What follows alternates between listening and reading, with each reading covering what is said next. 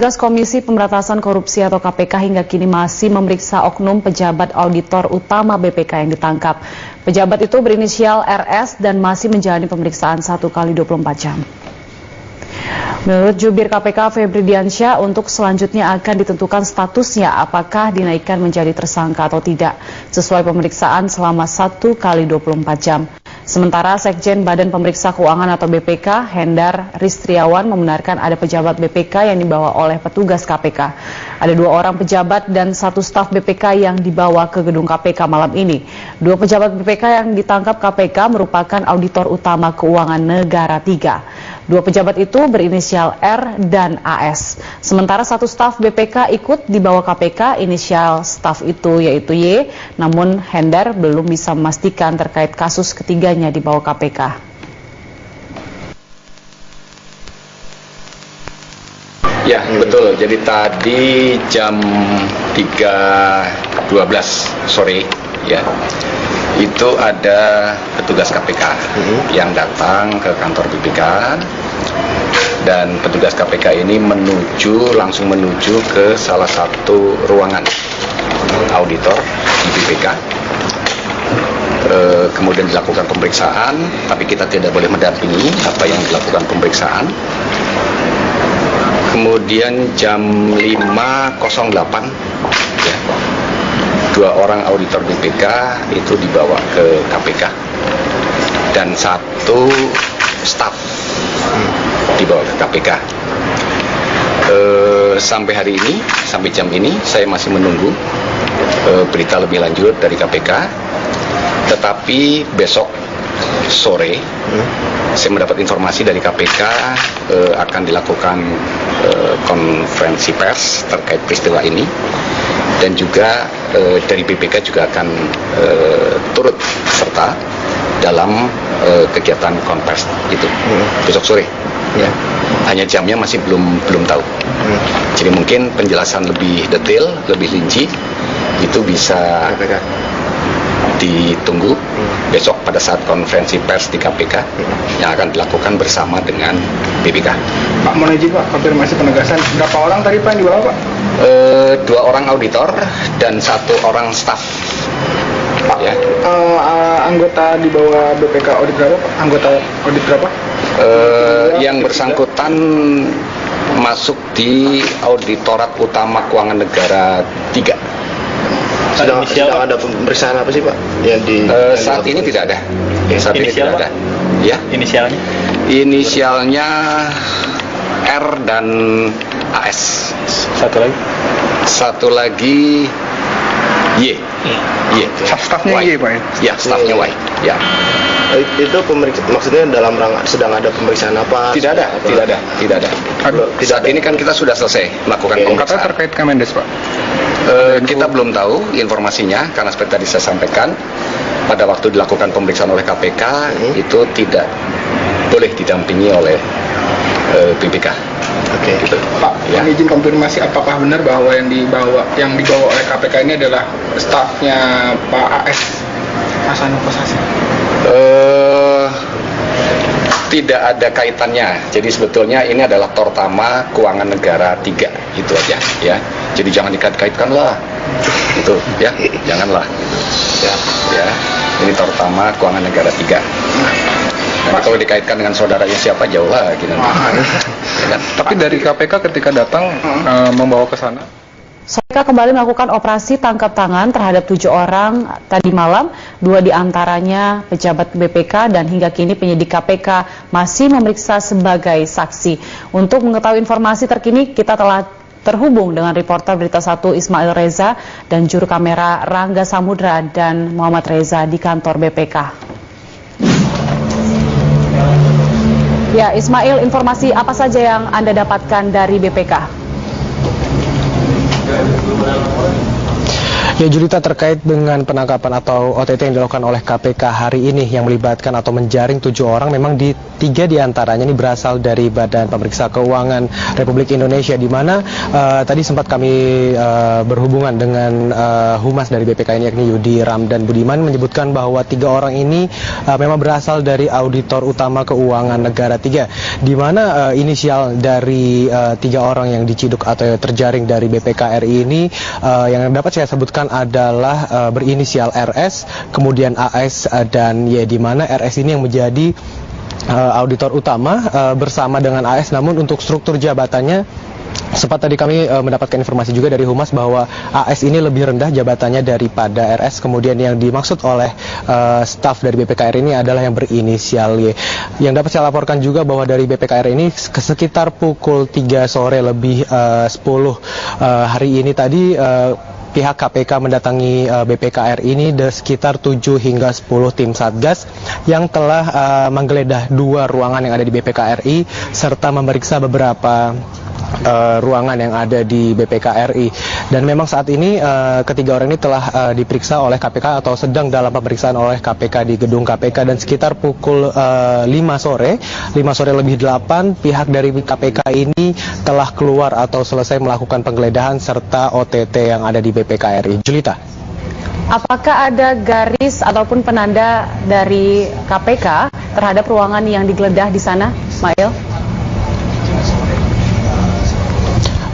Ya, saat ini memang kami tidak bisa memasuki ruangan yang digeledah oleh KPK, memang karena tadi saat kami datang ke BPKRI ini memang pihak dari keamanan atau security dari BPKRI ini melarang kami masuk untuk mendapatkan pernyataan dari pihak Humas dari BPKRI ini, memang karena sempat tadi sebelum Humas menyatakan pernyataan begitu terkait dengan anggotanya atau pegawainya yang terlibat oleh OTT KPK ini, pihak dari Setjen telah memberikan pernyataan, namun telah pulang begitu sehingga press conference atau doorstop yang kami lakukan ini telah selesai. Namun setelah kami konfirmasi ulang, kami dapat memasuki BPKRI ini, dan namun juga kami tidak dapat memasuki ruangan. Namun informasi yang dapat kami sampaikan bahwa 2 ruangan yang digeledah ini telah disegel begitu oleh KPK sehingga tidak dapat dilakukan aktivitas yang ada di dalam gedung BPKRI ini. Julita. Baik, terima kasih informasinya. Ismail Reza melaporkan langsung dari gedung BPK. Pemantau Pramono langsung dari KPK. Halo Ardi, bagaimana informasi yang Anda dapatkan terkait dengan OTT yang baru saja dilakukan oleh KPK di sana, Ardi? Ya, Julita, baru saja juru bicara KPK Febri Diansah memberikan sedikit informasi awal mengenai apa yang terjadi, dan ia menyatakan bahwa sudah dibenarkan ada 7 orang yang tertangkap oleh KPK dalam operasi tangkap tangan, dan dari 7 orang ini memang keduanya berasal dari 2 institusi negara termasuk penyelenggara negara. Namun hingga saat ini dari pihak KPK belum mau membeberkan sebenarnya dari manakah 2 institusi yang dimaksud itu. Namun KPK menyatakan untuk saat ini ke-7 orang tersebut masih berstatus sebagai saksi, dan oleh karena itulah KPK meminta agar dari pihak media untuk tetap menunggu sampai besok siang atau setelah penyelidikan awal selesai. Dan untuk diketahui, Julita, tadi kami juga sudah mendapatkan informasi bahwa memang telah terjadi penggeledahan di gedung BPK, dan dari pihak BPK pun sudah membenarkan ada 3 awaknya ataupun 3 pegawai dari BPK yang sudah diciduk oleh KPK sekitar pukul 3 sore tadi, dan kemudian pada pukul 5 mereka meninggalkan gedung BPK untuk menuju gedung KPK. Namun hingga saat ini kita juga belum mengetahui seperti apakah kasus ini, dan dari pihak KPK sendiri menyatakan untuk saat ini masih dilakukan penyelidikan yang lebih lanjut untuk mengetahui seperti apa kejadian ataupun juga terkait masalah apa mengenai masalah suap OTT ini. Tapi dari yang dapat kami sampaikan saat ini, dari pihak KPK sudah menyita sejumlah uang dalam bentuk rupiah, dan juga sudah menyelidiki ke-7 orang ini, dan kemungkinan besar kasus ini terkait masalah yang menyangkut masalah audit, karena kedua penyelenggara ini diketahui memang memiliki 2 kaitan, baik sebagai pengawas maupun juga sebagai penyelenggara negara. Demikian Julita Telam Banua yang bisa kami sampaikan saat ini. Ya baik, Ardi, ada informasi kapan tepatnya KPK akan menjelaskan kronologis penangkapan dan juga hal lainnya yang terkait dengan OTT hari ini, Ardi? Ya, pada informasi awal Julita memang dikatakan dari pihak KPK akan menyelenggarakan konferensi pers pada pukul 3 besok siang, namun kemudian sampai saat ini tadi juru bicara KPK Febri Diansah mengatakan bahwa untuk saat ini pihak KPK belum berani menentukan jam berapa tepatnya akan diadakan konferensi pers terkait masalah ini karena kebutuhan penyidikan ini memang cukup panjang dan kompleks sehingga tidak bisa dilakukan dengan simpel. Dan oleh karena itulah Febri Diansah mengatakan bahwa yang bisa dijadikan patokan sekarang konferensi pers akan dilakukan setelah siang hari. Dan oleh karena itulah nantinya semua hal akan dibeberkan. Selain itu KPK juga mengatakan sampai saat ini belum memastikan apakah dalam konferensi pers itu dari pihak BPK juga akan dilibatkan dan dalam konferensi pers tersebut. Julita Telam Banua. Baik, terima kasih atas laporan Anda, Ardianto Pramono, langsung dari KPK dan juga sebelumnya kembali melakukan operasi tangkap tangan sore tadi. Sebanyak 7 orang terjaring dalam operasi KPK, termasuk orang dari Badan Auditor BPK. Untuk mengetahui informasi terkini, kita bergabung dengan reporter Ardi Purnomo di Gedung KPK Jakarta. Ardi, bisa Anda jelaskan bagaimana proses penangkapan dan siapa saja yang ditangkap pada malam hari ini? Ya, hingga saat ini memang belum ada informasi jelas yang dapat kami sampaikan. Meskipun demikian, dari awak media sudah mulai berkumpul di sini dan memang tadi dari pihak juru bicara KPK Febri Diansah juga sudah menyampaikan. Febri Diansah juga sudah menyampaikan, sudah membenarkan bahwa memang ada beberapa sosok yang tertangkap oleh KPK. Namun Febri Diansah meminta agar dari pihak awak media untuk menunggu proses yang mencapai 1 kali 24 jam agar dari para penyidik bisa memastikan siapa-siapa saja yang nantinya akan ditetapkan menjadi tersangka dan juga kasus apa yang menjerat, karena sampai saat ini proses penyidikan ini bisa memakan waktu yang cukup lama sebab ada berbagai proses yang harus dilakukan termasuk juga untuk mengumpulkan barang bukti, di mana untuk penetapan tersangka dibutuhkan paling tidak 2 alat bukti. Dan kita juga memahami bahwa dari pihak KPK memang memerlukan waktu untuk juga meninjau langsung dari tempat terjadinya penangkapan OTT ini supaya bisa menemukan bukti yang cukup sebelum nantinya menetapkan beberapa sosok yang sudah ditetapkan sebagai tersangka. Meski demikian, dari pihak Febri Diansah sudah positif bahwa hingga saat ini dari pihak penyidik dari penyidik KPK sudah positif memang ada dugaan korupsi di sini dan penyidik sedang bekerja keras untuk bisa menemukan bukti-bukti yang ada. Yasi Syarif. Ya, Ardi, selanjutnya sudah ditemukankah atau mendapatkan informasi terkait dengan kasus apa? Kabarnya ada terkait juga dengan masalah dari Kementerian Desa. Benarkah demikian, Ardi? Iya sih, kita belum bisa berani berbicara di sini ataupun juga belum bisa menyampaikan informasi karena dari pihak KPK juga belum memberikan suatu pernyataan yang lebih jelas di sini.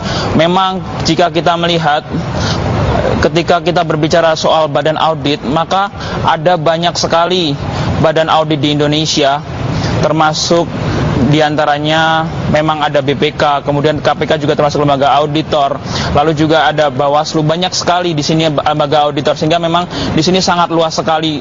Ya, si Syarif, dan dari pihak Humas Febri Diansah juga tadi dari juru bicara Febri Diansah belum bisa untuk menyebutkan dalam kasus apa daripada orang-orang ditangkap OTT KPK ini. Jika kita berbicara memang apakah ada hubungan dengan Kementerian Desa, kita juga harus melihat juga memang Kementerian Desa memiliki anggaran yang cukup besar dan juga memang sebelumnya juga sempat diingatkan oleh Presiden untuk berhati-hati dalam menggunakan dana desa itu, tetapi kita juga tidak bisa saat ini untuk bisa mengatakan memang masalah ini terkait dengan lembaga desa, karena itulah kita masih memberikan ataupun juga masih menunggu dari pihak KPK untuk memberikan konfirmasi yang lebih jelas. Yasi Syarif. Baik, Ardi, selanjutnya sudah adakah nama-nama dari ketujuh orang tersebut, detailnya terkait dengan siapa auditor yang ditangkap yang kabarnya berinisial RS, benar demikian atau tidak, dan juga dari Kementerian Desa siapa yang pejabat yang ditangkap? Iya sih, memang benar tadi sempat beredar nama-nama inisial yang diduga memang ikut ditangkap oleh KPK. Namun juga sampai saat ini dari pihak di sini juga memang belum bisa memastikan apakah benar inisial-inisial itulah yang diduga terlibat dalam permasalahan suap ataupun juga permasalahan korupsi yang saat ini ditangani oleh KPK ini. Namun tentu saja kita sangat berharap dari awak-awak media di sini dan juga masyarakat tentunya untuk bisa mengetahui lebih lanjut sebenarnya kasus apakah yang menjerat daripada para tersangka maupun juga orang-orang yang tertangkap dalam OTT ini, dan kita masih menunggu dari konfirmasi dari pihak KPK. Yasi Syarif. Ya, Ardi, selanjutnya bagaimana dengan mungkin sudah ada informasi hasil pemeriksaan sementara atau kondisi di sana seperti apa? Siapa yang mungkin bisa ditemui, Ardi? Ya, tadi kita sudah sempat mengusahakan untuk bisa meminta konfirmasi langsung dari Febri Diansah. Akan tetapi seperti yang telah saya jelaskan sebelumnya, dari pihak Febri Diansah meminta agar dari pihak media untuk bersabar, karena untuk proses dalam penyidikan ini bukanlah hal yang mudah dan juga simpel, sehingga oleh karena itu dari pihak KPK berhati-hati benar dalam kasus ini.